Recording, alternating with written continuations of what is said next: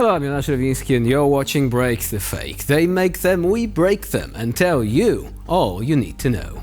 Russia has commenced the first phase of its tactical nuclear forces drills. The exercises will see troops train using Iskander and Kinjal systems. Tactical nuclear weapons are short-range platforms capable of striking targets up to 500 kilometers away. These are the weapons so eagerly championed by the Kremlin's TV mouthpieces like Solovyov. Those of you following us for some time will definitely remember the many times he has threatened using tactical nukes on Western Europe.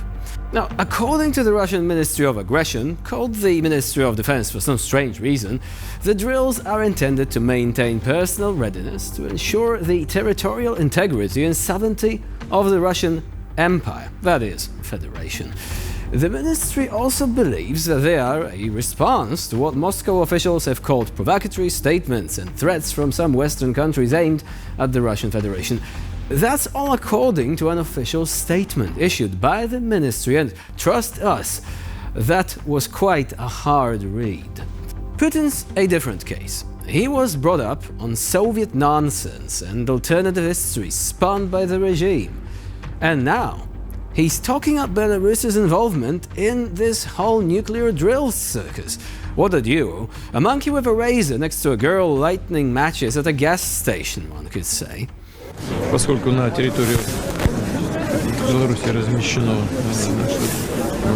нестратегическое ядерное оружие, то мы в этот раз предложили нашим друзьям, союзникам, да и президент Беларуси об этом просил, принять участие в одном из этапов этого учения. Мы их проводим регулярно. В этот раз они проводятся в 3 этапа. На втором этапе белорусские коллеги подключатся к нашим совместным действиям. Соответствующие указания Министерством обороны и генеральным штабам наших армий давно. Они начали совместную подготовку. If you're involving Lukashenko, you might as well also ask Steven Seagal for help. Like, he is the sort of Soviet Chuck Norris. He can just run around punching and kicking. He's gonna be more powerful than any nukes. Not. And we didn't have to wait long for a response from the comrades over the North Korea, by the way. If Belarus is the monkey with a razor in this analogy, we're struggling with finding a proper term for Pyongyang. Comrade Kim, who does not seem like a man in control of his urges, has now announced that North Korea is raising its nuclear deterrence alert levels over the recent actions of, you guessed it, the United States. And yes, of course, it's the United States that keep threatening the planet with nuclear war, and every American has a launch site in their backyard. Just next to the entrance to the basement where they keep little Korean kids imprisoned, probably. What a crock of malarkey. Now, Russian TV star Vyacheslav Manucharov has recently demonstrated just how low Russian imperialists have stooped. In a recent appearance, he said, with no hint of shame, that the war in Ukraine is a net benefit, as it will help cleanse the world, and that he's happy to live in a time of war. Вообще благодарен судьбе, что я живу, вот отвечая на вопрос, страшно мне или не страшно, я рад, что во время моей жизни выпала специальная военная операция, потому что те чаяния, которые были у меня там всегда в жизни, да, и надежды, вот они как бы с началом спецоперации, знаете, как вот дождь прошел, какая-то лавина, сразу все стали теми, кем они есть на самом деле. Я думаю, что это очищение для мира вообще в принципе, ну и для России в частности 100%. Мы видим это в каждой части индустрии. So now, cleansing the world, that sounds like something strayed out of the Third Reich's playbook. Also, he's saying he's happy to live at a time of the special military operation, probably because he's not threatened. Imagine if Ukrainian drones started just zipping around his house, he would say, no, help me. And I mean, it depends on your perspective, right? If you're sitting comfortably in a studio somewhere in Moscow, yeah, you might say you're happy to live at a time of war. You're not even calling it a war. Print out the guy's picture, by the way. It's going to be an excellent target for darts practice. Now, let's move on to the headquarters of an organization we don't have a good opinion on, the United Nations.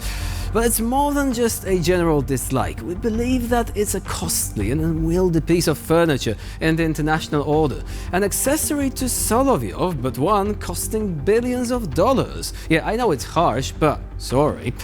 In a recent show of just how divorced from reality it can be, the United Nations held a moment of silence for the bloody criminal that was the president of Iran. Let's hear an opinion about that from someone who's had personal experience with the policies of the Tehran regime. You so correctly. The UN Security Council dedicated a moment of silence in memory of the mass murdering president of Iran, Raisi. What a disgrace. This council, which has taken no real steps to advance the release of our hostages, bowed its head for a man responsible for massacring and murdering thousands in Iran, in Israel, and around the globe. What's next? Will the Council dedicate a moment of silence to commemorate Hitler? The Security Council has become a threat to global peace and security. Strong words, but you may probably remember just how Russia was able to virtually render this organization toothless. I mean, Russia is on the UN Security Council, and Russia is waging a genocidal war in Ukraine. Now that should tell you everything you need to know about the UN. And now, time to see what happens once Russian evil is simply allowed to fester unchecked. Recently, the Russian ambassador to the UN, Vasily Nebenzia, has said that without Western assistance, the conflict in Ukraine, as he called it, would have ended faster. So, let's take a look at what he had to say. Не пытались западные спонсоры Киева представить свою помощь как вклад в самооборону Украины для любого незаангажированного, да и просто думающего человека очевидно, что без их вредоносного вмешательства конфликт давно бы уже закончился, а точнее сказать, никогда бы не начался. Ведь Россия и Украина братские народы, таковыми они останутся и после того, как прекратит свое существование марионеточный киевский режим. Не случайно миллионы украинцев сбежали от него именно в Россию и чувствуют себя в нашей стране в полной безопасности. Now, the worst, most cynical part of his remarks was him saying that the Russian and Ukrainian peoples are brothers and will remain so after the war ends. Really? After all the massacres, missile and drone strikes targeting civilian infrastructure, after all the kidnapped children and other horrors we've all seen unfolding on Ukrainian soil, Nebenzia still felt comfortable saying something like that. Our question is, what is Russia still doing in the UN? Why hasn't it been, expelled? What else will the world allow Russia to do? And we all know that if it's Russia, it's unlikely to be doing anything good.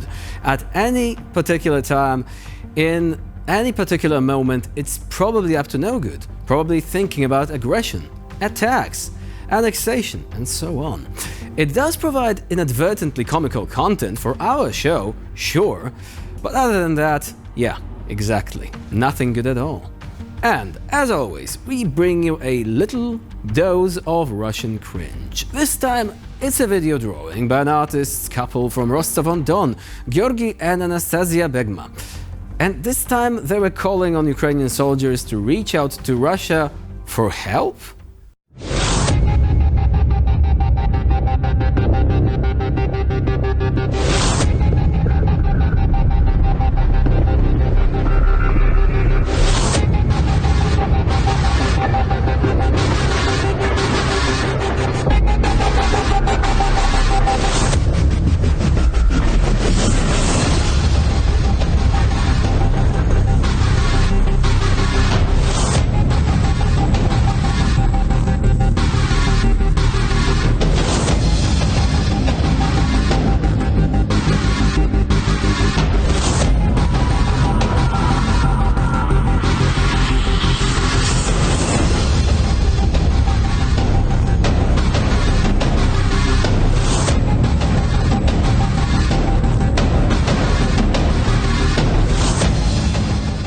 Now, in the end of the video, you can see a sign saying "Call Volga." According to the Russians, Volga is the name of a frequency that the Russian armed forces have opened for Ukrainian servicemen who want to surrender but do not dare over the fear for their lives. Yeah, right. Some war correspondents are saying that Volga is used as a universal radio call that signals the willingness to surrender. But before you start to believe in all this nonsense, a little reminder. Russians don't ask the Ukrainians to surrender. They just kill them outright. We've seen so many videos showing exactly that happening on the front lines. Russians executing defenseless Ukrainians. And with this, we end this episode of Break the Fake. Please stay with us here on TVP World for more latest news and updates.